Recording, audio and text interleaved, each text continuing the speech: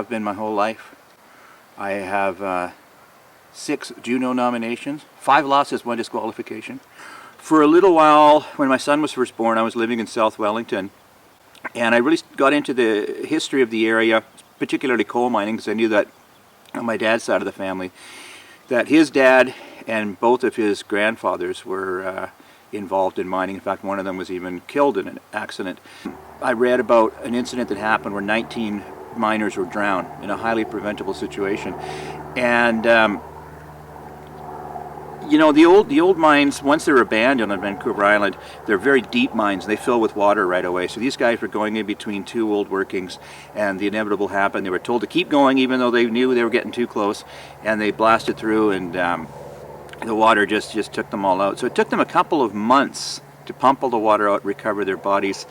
And in the book Boss Whistle, one of the old-timers remembers that they found one of the workers was way down in the mine, and he had one arm wrapped around a timber, like a support timber in the mine, and the other arm he was holding his teenage son, and that's the way they found them. So being a new dad and everything, that really hit me.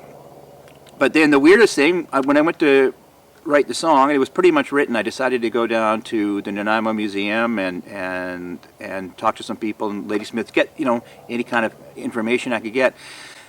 I found out from an old newspaper article that one of my great-grandfathers was in fact killed in that accident. Yeah, so I'm reading just the names of these guys, and then I like, oh, Samuel Wardle, that was my great-grandfather. Oh, oh wow.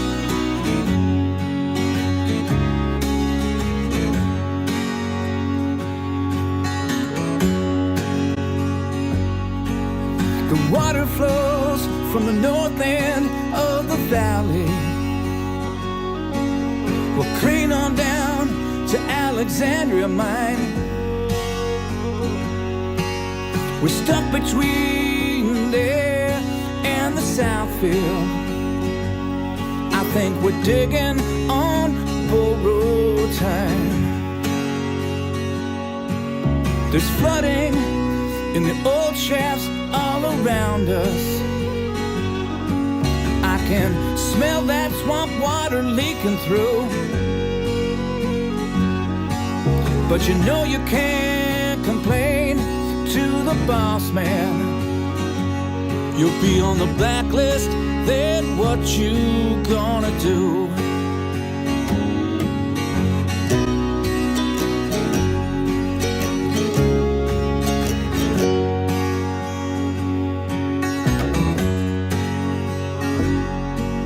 Well, Dunsmuir wouldn't show us his old maps, but we got some from Western Fuel. They said everything is fine, we're 200 yards from the line, but they didn't check the scale that was used. She's breaking through, boys, she's breaking through, and there's nothing we can do.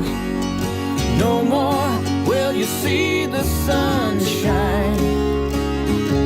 She's breaking through, boys, she's breaking through, and there's nothing we can do. So come hold me, son, one more time. When I first saw the Morden tipple, it was great because it's so unique, and it's like one of only 2 in North America that are left. It's just such a magnificent structure, and I really felt passionate about saving it. But now I see they actually are saving the structure, so yay.